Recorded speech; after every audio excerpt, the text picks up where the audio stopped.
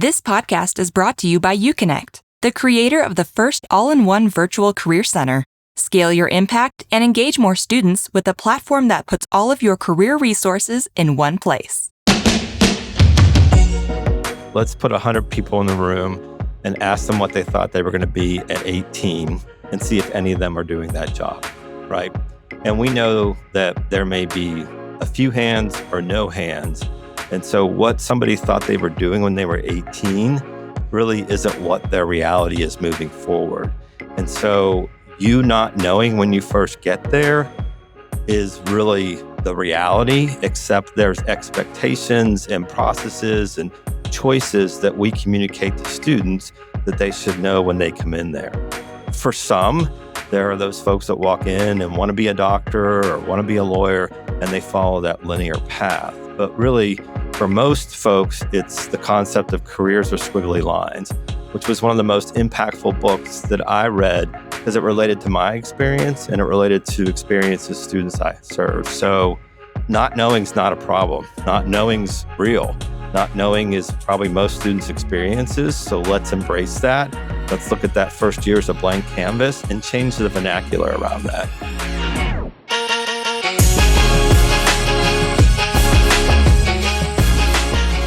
Hey everyone, welcome back to the Career Everywhere podcast.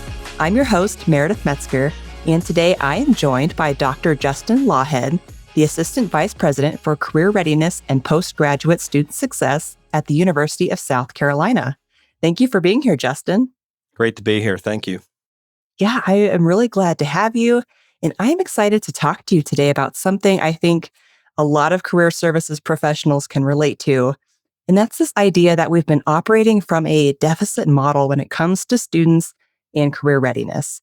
So Sure. Justin, I know you've been doing some really thoughtful work there at USC around flipping that script a little bit. So treating student uncertainty as an asset, meeting students where they are, and building a career center that's truly a place for exploration and not just that last minute stop for seniors panicking about what's next. Sure.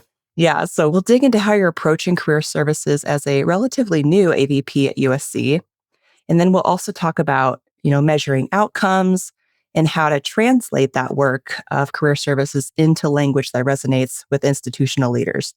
Again, something I know is top of mind for a lot of our listeners right now. Before I get into my more specific questions, Justin, is there anything else you would like to add about yourself, your background, or your role at USC? Just briefly, I've been here since June 2nd, and I really fell into the career space by leadership programs when I was at the University of Memphis and really just became passionate that the work that those students do through those co-curricular programs relates to what's happening here. And so when this opportunity opened up at USC, it was a point in my career where I really wanted to apply that work. The only other thing I would add is I have a beautiful daughter that just got married and lives in Colorado. And then I have two kids at home, a senior and a freshman, and a stepdaughter in Memphis, and a beautiful wife named Wendy, and a St. Bernard named Zilla. So, love it. I love that. And it's cool that you have a child in Colorado. That's where I'm based. I'm in the northern part of the state. I don't know where she's at. She's in Fort Collins. Oh, okay. Just north of me. Well, that's fun. Small world. Small world, yeah.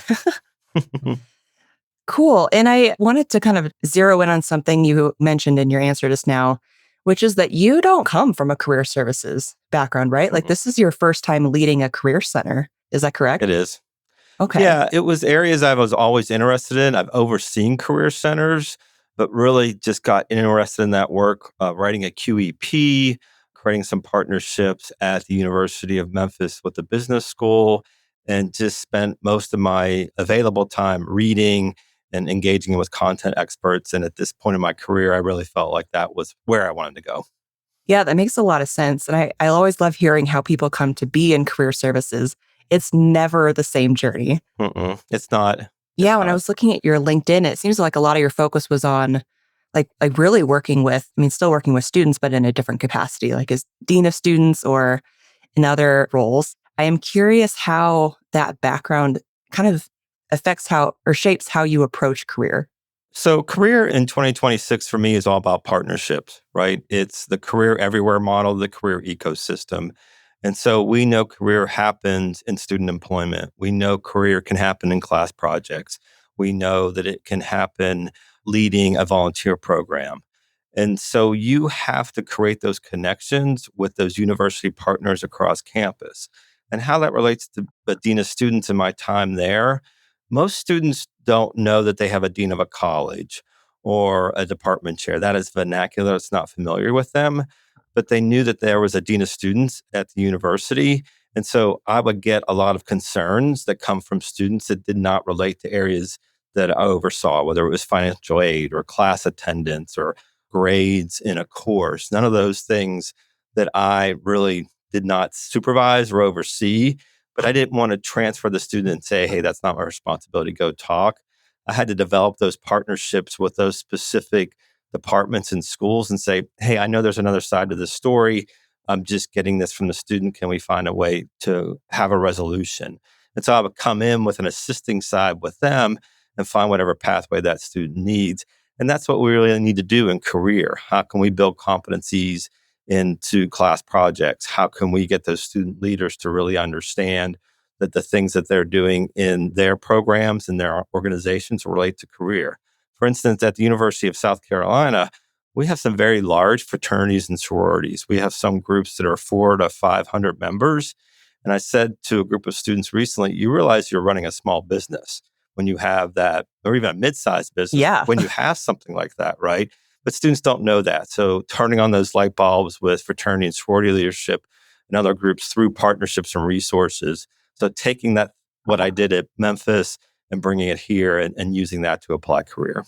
Yeah, that's really cool. Thanks for sharing all of that. I am sure we'll see more of those themes play out the rest of this conversation. Before I get into the questions about our topic, I do want to kick us off with a question I ask all of our guests here on the podcast. And that's, Okay. What does career everywhere mean to you?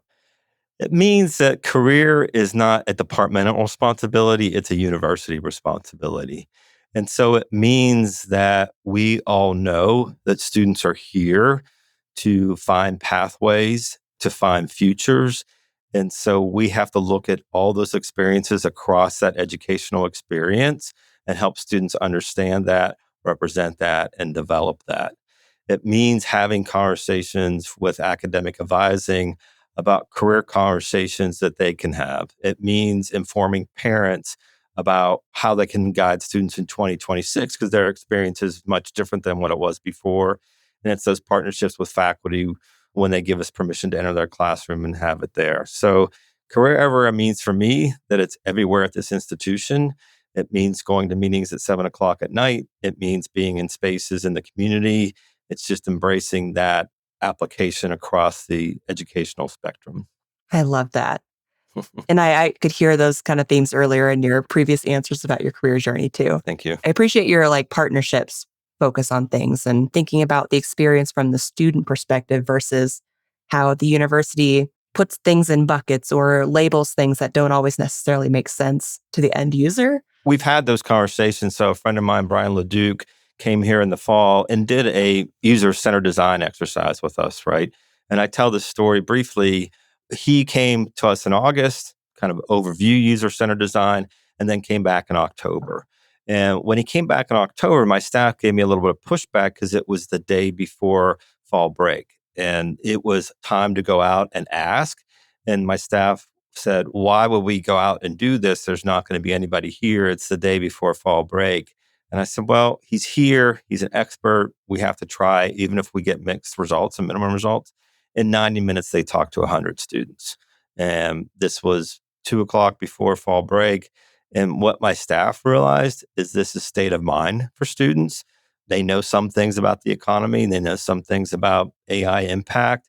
And so those students easily had conversations with our staff about what they want to see and how they need to be supported moving forward.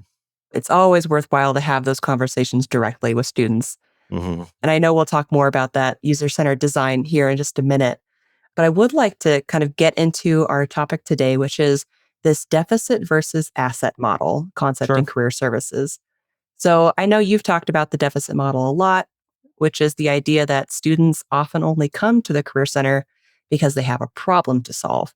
Mm-hmm. So can you explain more about what that means and why you think that's an idea worth challenging? So the first idea I would say is let's put 100 people in the room and ask them what they thought they were going to be at 18 and see if any of them are doing that job, right? And we know that there may be a few hands or no hands. And so what somebody thought they were doing when they were 18 really isn't what their reality is moving forward. And so you not knowing when you first get there is really the reality, except there's expectations and processes and choices that we communicate to students that they should know when they come in there.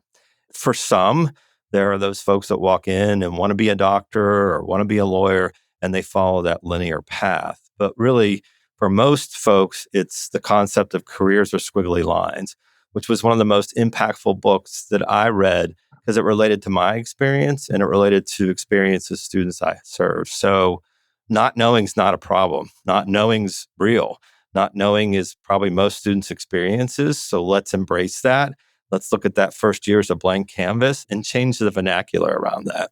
Yeah, I love that. And speaking from my experience, I'm definitely not doing what I thought I was going to be doing at 18. I entered college as an English major, thinking I wanted to be a book publisher, live in the big city, do that whole thing.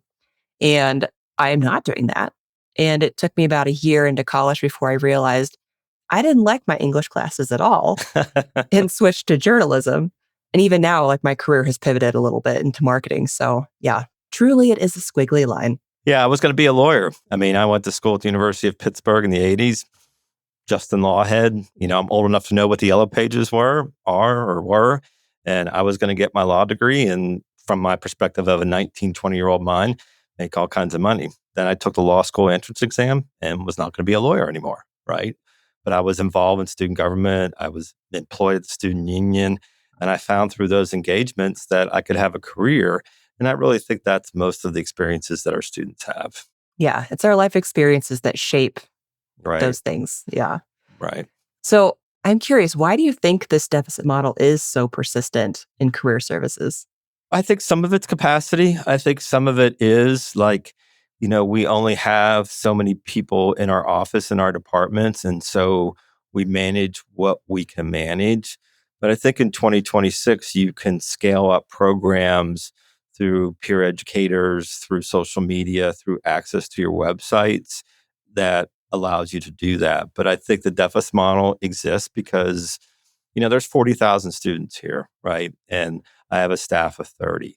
And so my staff paradigm is that they serve all 40 of those students. But when you break it down, the business school has their own career process and center. And I have no qualms with that. That is something that's probably related to accreditation or funding. There's other pockets that are happening across campus where career is happening. And so let's look at what we can really scale and then move that deficit model to an affirmation model. So I think for most folks, it's probably capacity. And I think for some, it's just like, well, we buy into they choose a major. And so if they chose the major, then they chose a career, but that's really not what the reality is. Yeah, if only it was as simple as choosing a major and then choosing a career. Well, right. And I always go back to my experiences at the University of Pittsburgh, right? And that was such a grounding experience for me and opportunities. And till this day, I'm still friends with the four guys that I live with. In fact, we get together once a year and they're coming to Columbia next weekend, ironically. Well, those four guys were all going to be engineers. And I was the one poli-sci guy. Well, let me tell you, there's only one engineer left in that entire group, right? And one's a very successful data scientist. One's had a career in journalism.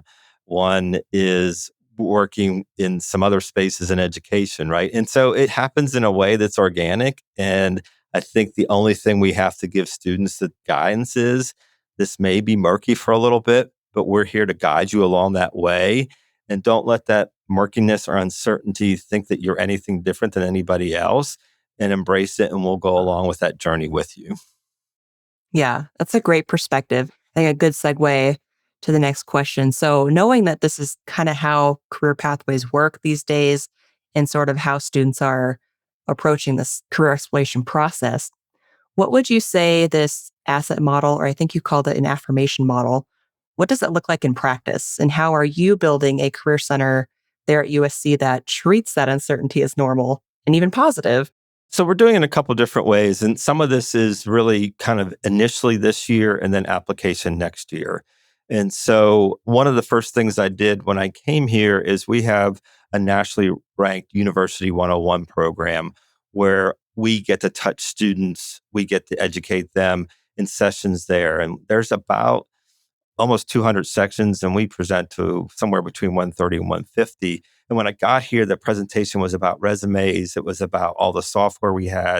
And I said to the staff, if you start with the tools and they don't know where they're going, you're going to lose them almost instantly because that's not related to their current experience. So we did some modifications of presentation materials and all those sort of things. So that's one aspect.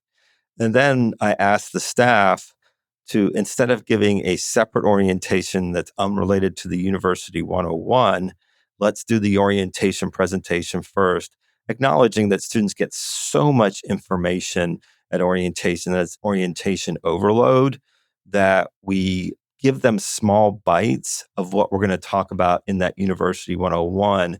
And then we create a communication strategy through that first year.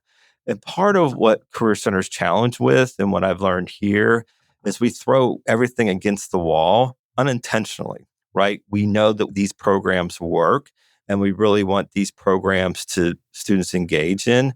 But if they don't come with a strategy where that student is in that year, they're not going to connect. And so the other piece that we're working on is looking at those University 101s, those orientation presentations, and then what's next. And it's taking a little bit of time. I would say that we're making progress, but what I'd really like to see is coaching treated at the same value as academic advising. And so you have an academic advisor, you have a career coach, and they have a parallel relationship through your entire career. And my hope is that, through some implementation and some constant conversations and partnerships, that we can do that. Yeah. Well, it sounds like you're on the right track for sure. Thank you. I'm curious, how do you, I mean, you kind of touched on this a little bit, but how do you talk to your staff about this approach or kind of help them shift this mindset, especially as a relatively new AVP? You've been there a little less than a year now. hmm Yeah, I mean, I think it's like what we talked about earlier. When you look at change management, you can't come in and just say, here's the plan and here's how we're going to do it, right? And I learned that through experiences by going through different universities and knowing how folks react to change based on what they've done there. And so I spent a good bit of time when I got here meeting every employee here and hearing their story, knowing why they're here, and getting an idea of what drives them as part of that. And then it's really taking that information and incrementally making changes moving forward. And so we talk about coming from a deficit model. If I came into the staff from a deficit model and said, you're doing everything wrong, I wouldn't get the buy-in, right? I'm saying you're doing a lot of things right. How do we create a pathway that we scale more moving forward? And I would say, like anything else, some things have hit really well and some things didn't go the way that I wanted to, because maybe there's some readiness as part of that. And so I would say we're on our way, and we're going to spend this summer looking at that user-centered design process and moving forward to see what our fall looks like. Yeah. We'll have to check in another year or two and see how things are progressing. I hope they are. I'm sure they will. Yeah. Well, kind of speaking of that user-centered design exercise, I would love to dig into that a little bit more. So you kind of gave us a brief overview at the top of the podcast. Your staff went out and talked directly to students about what they think of career planning and then what they want or need from the Career Center. So can you just walk me through what that process looked like, why you did it, what you found out? Sure. Part of the beauty of a long higher education career is you create relationships with individuals that are part of your journey along the way. And my colleague, Brian LeDuc, who I met through the National Association for Campus Activities, because I have this whole separate life or previous life that was focused on campus life and campus activities. And I met some fascinating people along the way. And when I knew that I wanted to do this career work as a career shift or a career transition, I got much more active in LinkedIn and followed thought leaders and followed those individuals that were in this space and thriving in this space. And Brian was one of those. And Brian has done some career pivots and those sort of things. And so he came to my staff in August and did an overview of what this is and what it means and how it can create awareness and pathways and visions that he didn't have before. And then he came back in October and implemented that. And a couple things that we found out from those students that was important, some of my staff's already doing. And so the students in those themes told us they trusted three people when it came to career. Their parents, which I think is logical for this generation, but also creates some things that we really need to do moving forward. Parents may reflect back to an experience that's not relevant to what's happening now. And so we've now created a partnership with parent and family programs. We did a webinar with those parents, and those parents are that group's going to push out content to parents pretty frequently. So we embraced that. The second was advisors, because advisors deliver, right? The advisors deliver schedules. Advisors help them get into things like medical school. There's an immediate value back to those advisors. So I've been meeting with the advising team to think about what can they do within that time that they have, because they meet with every student to either give some career guidance, train the trainer sort of concept, or make that soft referral moving forward. And then the last folks they trusted were faculty. And there's NACE research on faculty. Students look at them as the educational authority to their experience. And so we've done things like a career champions program, which was here before I got here. And so I want to acknowledge what this group has done in regards to career champions. And they've taken them through training. They've exposed them to career theories and competencies. What I want to do next is make sure we have a continuous conversation with those faculty members about what this experience is like for them and how we can equip them moving forward. So in the next couple of weeks, and some institutions are doing this like a faculty toolkit. So if they want to easily embed some experiences within the classroom that don't change pedagogy, that don't change the purpose of the class, but really open up perspectives and eyes moving forward.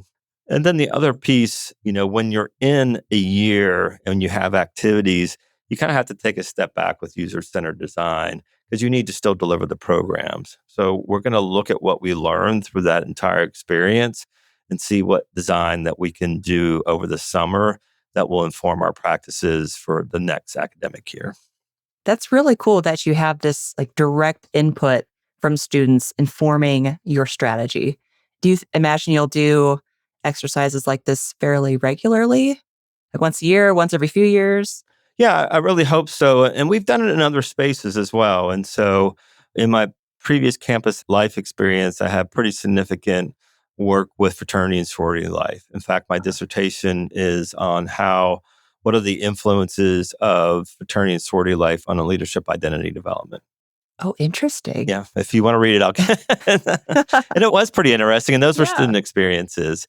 And so I knew through that dissertation research that these experiences matter. And I did it through the leadership lens.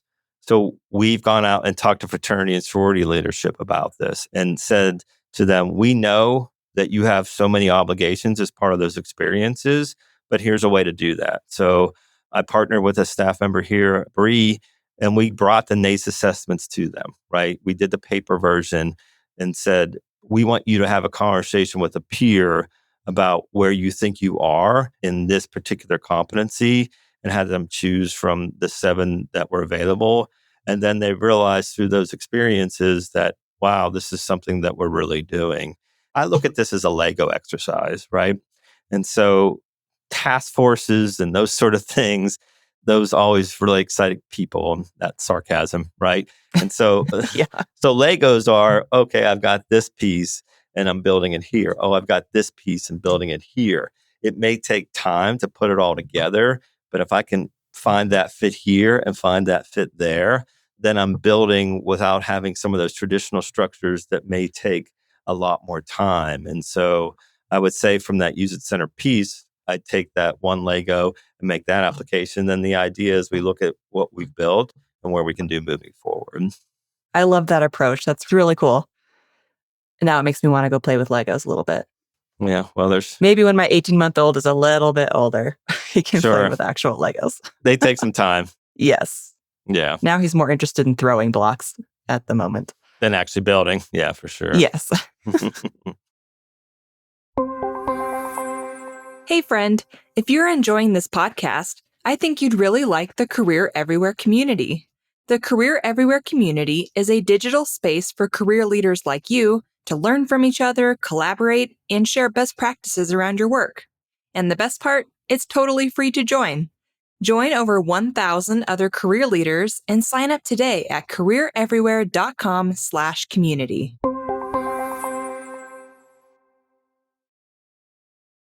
All right. Well, Justin, now I would love to kind of shift to measuring outcomes, tying outcomes to this Sure. asset model and this approach to career services. Here at UConnect, we've been talking a lot lately about how outcomes are a lagging indicator. So they're Mhm. critically important, and we're not arguing that, but they also can't be changed by the time they show up in reporting.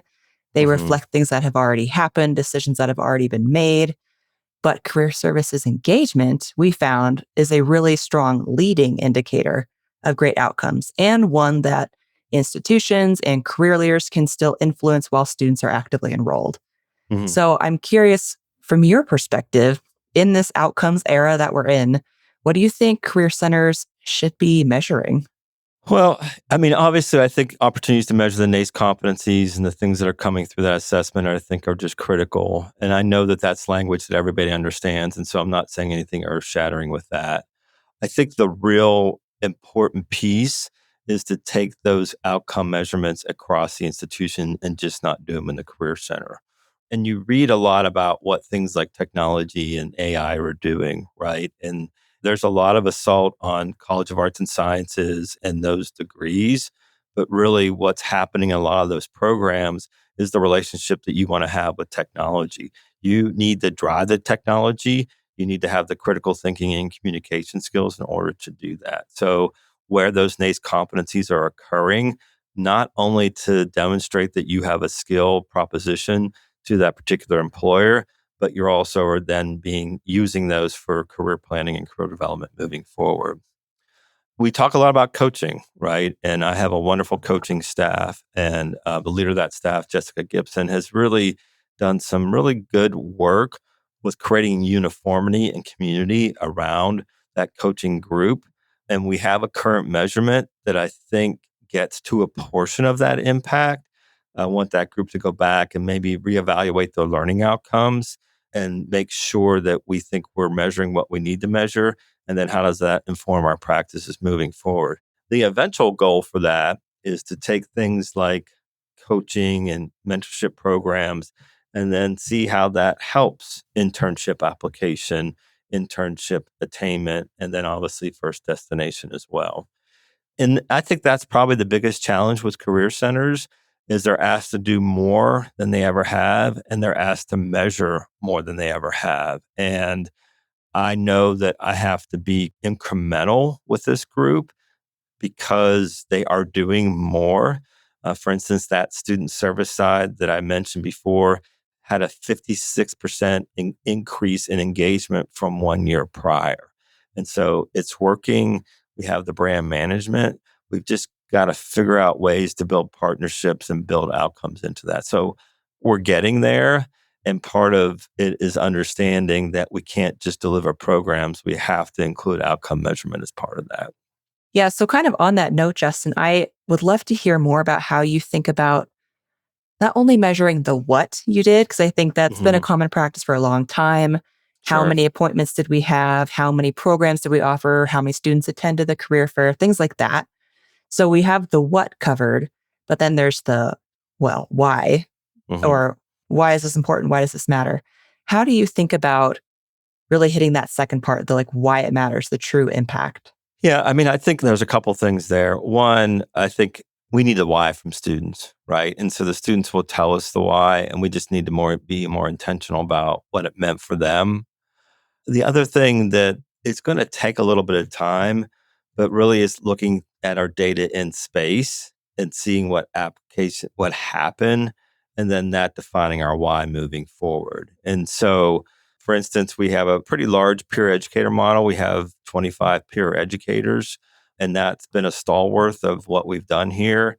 But I looked at the data recently, and a large portion of those students are only meeting with students about resumes.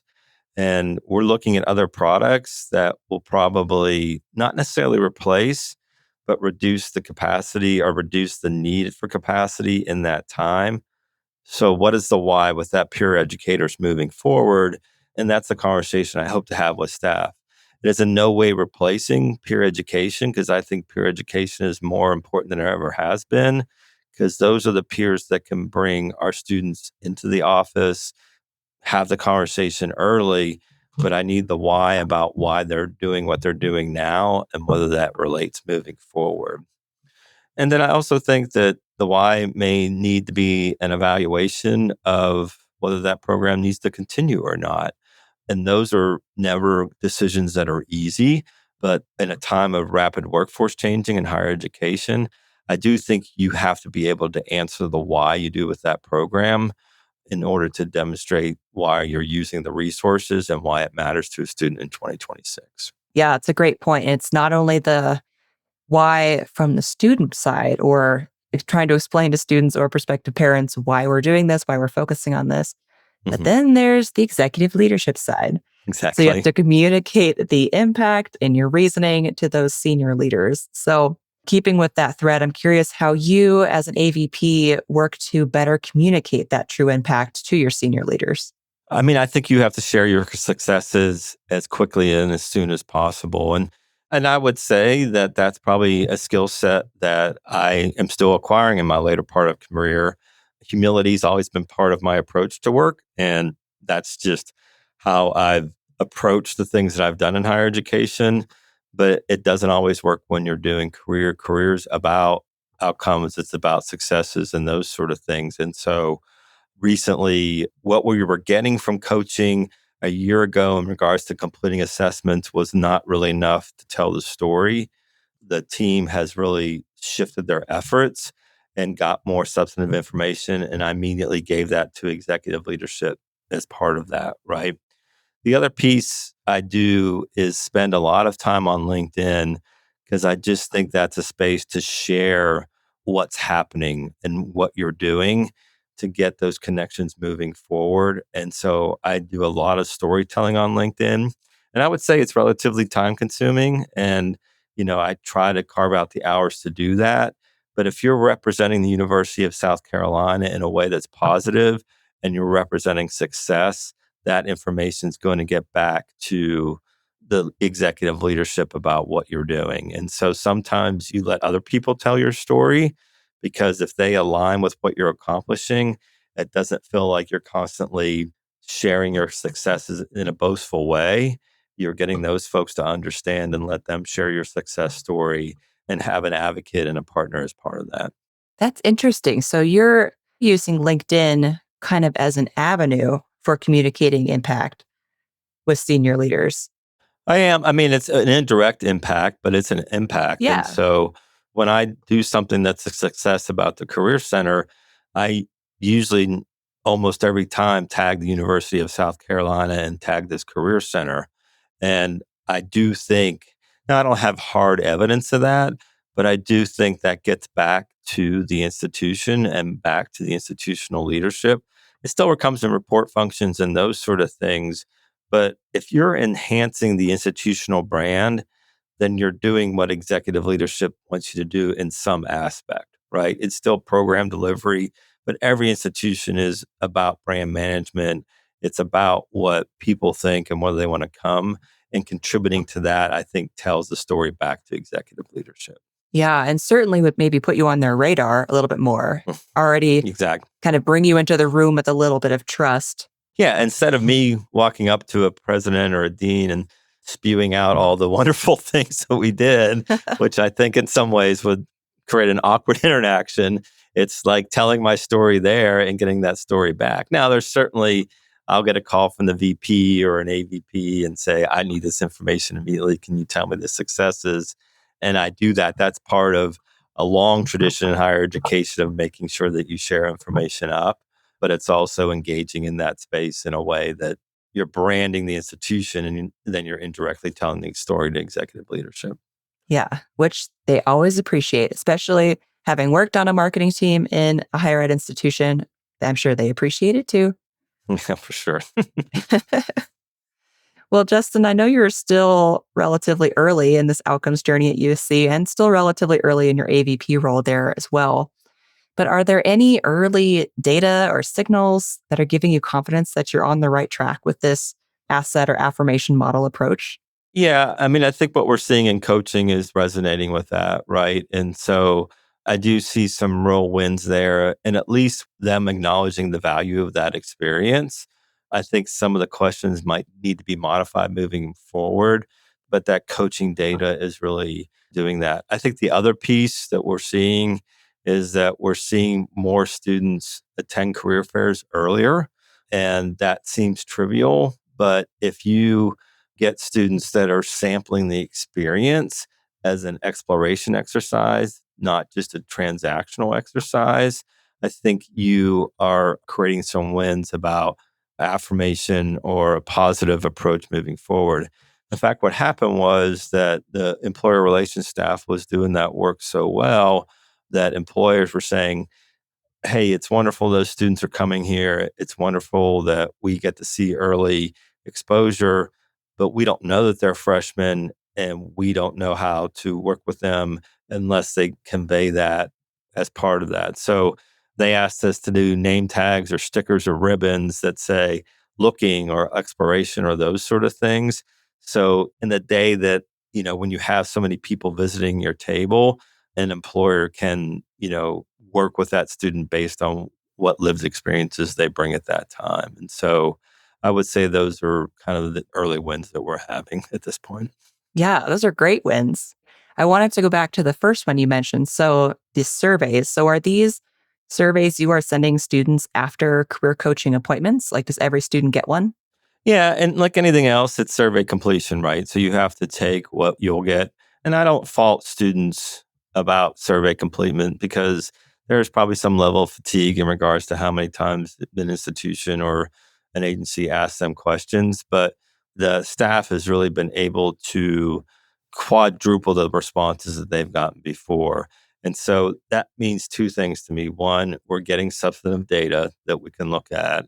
And then secondly, those students are understanding enough of that experience that they're submitting the information and they find value in it. When your survey completion for me increases, then I think you're really connecting with individuals because they want to talk about the value of their experience. Can you paint me a word picture here of what questions that you're including on these survey or how many questions? I'm just curious. It's somewhere between, I would say, 7 to 10. Some of it's about clarity of goals. Some of it feels like, that they understand the Career Center as a resource now. Because that's the other piece, right? I mean, the old narrative or adage is you don't go to the Career Center until your junior or senior year because that's all they do for you, right? And so it's really more about they have ideas about their goals. They have some ideas about the career plan moving forward. So it's them in that process and them then going through a coach, and they now have a better idea of how to work through this process. We want to demystify that this is a journey all along the way. And so when the language reflects that students understand that, that demonstrates progress to me. Yeah, for sure. Well, you've offered a lot of great insights already, but is there any other advice you would give to career services leaders who want to shift away from this more traditional deficit model into an asset or affirmation model? I think it's important for everybody to reflect on what is the reality of their personal experience. You don't take all of your personal experience to apply for work, but if we all know that and our peers know that this is really how we found our pathways, then give some consideration to applying that to your work.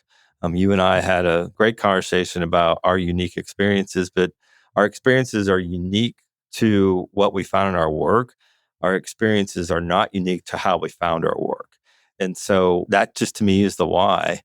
I would also say for anybody that's considering this work, you can find a pathway like mine. You're right. I didn't have a director of Career Center as part of my title. I worked with Career and Leadership Program. The Career Center reported to me for a certain period. I volunteered to write part of our accreditation plan. And so you can also take that squiggly path to your career leadership journey And so why not start with that blank canvas when you work with students as well? Yeah. I always think it's interesting when career leaders have that squiggly path because, who better to help advise students on the uncertainty or almost the benefits of uncertainty, like the world is your oyster kind of thing, than somebody who has been through that. Yeah, and then student stories tell you that. So the quick Mhm. short story I'll tell is that when I met with a fraternity and sorority leadership, there was a student that came up to me really unrelated to the competency piece. It was that he had experienced a recent difficulty in his family. His mom had passed due to a health issue, and he wanted some guidance about how to pursue health professions. And so I got him connected to the right person. But there's somebody whose personal experience changed how they looked at careers. And so embrace every moment that you can have that conversation because to me, it's really what reality is. Yeah, and that's what it's all about. It's helping those students. I bet he will remember that interaction forever. I hope. Well, Justin, before I kind of start, wrapping us up a little bit, is there anything else you would like to add about our topic today? Just that this is just such important work, right? And I'm really glad to be in this space because I do think it can have the impact for the future of the students we work for. There's one of the treasures of being in higher education at my age is that while social media has its pitfalls, social media also has its positives. And I get to see the opportunity of students succeeding in what they do after graduation. I actually posted this about a student that I worked with at the University of Memphis. So this work really gives me energy and joy. And I think that's how we should approach it as professionals. Yeah, it's a great point, especially when the days might be long or hard. Mhm. And it's like, remember that you get to make an impact. Yes, exactly. Okay. Well, Justin, if people would like to connect with you or learn more from you, where is a good place to do that? I have a guess, but I'll let you say it. Yeah, I think I've given an early preview of that. It's really LinkedIn, and I really just enjoy being part of that community. And I learn a lot. I've written a newsletter about it. I've gotten a little bit away from that, but really just find me on LinkedIn. Let's share our story and partnership in this journey. Perfect. And for those of you watching or listening, I'll be sure to include a link to Justin's LinkedIn profile in the show notes so you can go and find him. All right, Justin, I'm going to close us out with this answer a question, leave a question thing that we do at the end of every interview. Okay. So I'll ask you a question, our last guest left for you, and then you will leave a question for the next guest. So our last guest was John Colliker of Leland, and he left this question for you. How can we develop students into leaders while they're still in college? I think there are so many opportunities to do that. Obviously, there are the traditional co-curricular experiences that are part of that, but treating leadership as an exercise in multiple ways. One of my favorite TEDx videos is the lollipop moment. And really the lollipop moment is Drew Dudley, who's talking about even the smallest experiences can have an impact on leadership. And so I think the conversation is threefold. One, provide as many opportunities for students to lead as part of that. Two, demonstrate that leadership is what is needed in the community moving forward. And then three, make sure students reflect on that value so that they can communicate to any employer that they bring those experiences there. I love that. It's a great answer. I'm curious, what question would you like to leave for the next guest? I want to make friends here. So I would say, what is your passion with career space and the why, and how does that help you lead?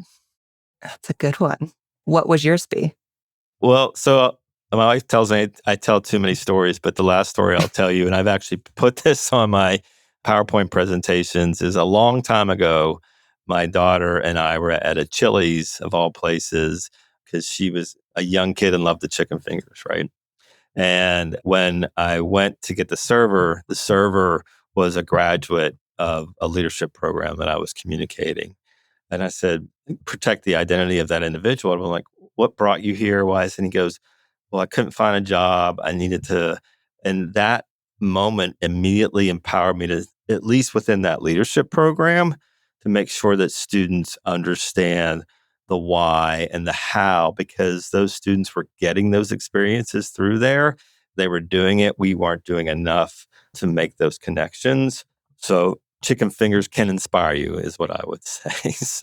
That's what I'm hearing. So I have to go order myself some chicken fingers and wait for inspiration to hit. And chicken fingers are pretty popular here. It's an institutional history. They actually have Chicken Finger Wednesday here, which was new to me. So it resonates. That's amazing. Yeah. Yeah. Love that. Well, that's a great question for the next guest. So I'll be interested to hear what they say to that one. And Justin, thank you so much for taking the time to join me on the podcast. This was a fun conversation. I feel like we covered a lot of ground. I know everything from deficit model to chicken fingers. So I feel like we left no stone unturned. Pretty full agenda. Yeah, pretty full agenda. But, thank you for taking the time. And I really appreciate you sharing your time and your wisdom. Great. It's great to be here. Thank you.